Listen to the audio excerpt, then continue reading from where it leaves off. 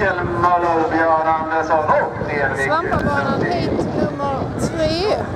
Kristoffer Gudmundsson.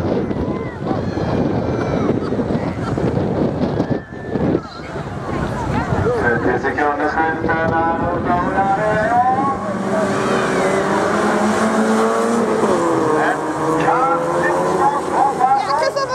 Andreas Persson där och Kulle Gudmundsson. Han trycker och då har han ledningen då. Och kör Björn Andersson lite bort sig. Och fram till ett ansvarare här. Då har vi kanske Göran Andersson på den tredje platsen. Och fjärde platsen så får vi Björn. Det är Björn Andersson som gör ett riktigt språng där. Och han upp på en... Ja, Stoffe! Vilken linje! Och den vakten, Kristoffer Gudmundsson har ledningen på andra platsen. Har vi någon? Andreas Persson går vi att göra. Då ska vi se om man kan ha honom på ytter. Nej, det går inte där. Och vi vet inte. Mikael Möller på tredje plats.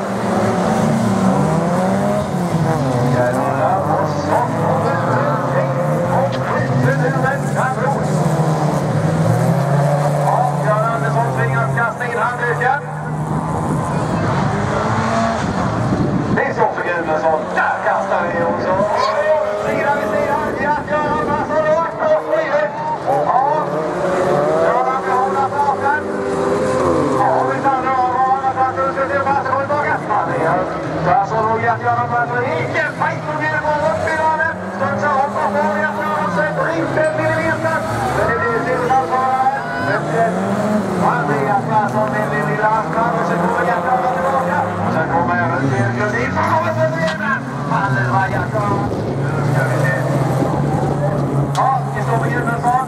In mot mål. Hejtsegraren, välkommen till finalen. Kristoffer Stoffe Gudmundsson. Stoffe! Och välkommen till finalen. Startnummer 51. Andreas Persson, Mikael Möller.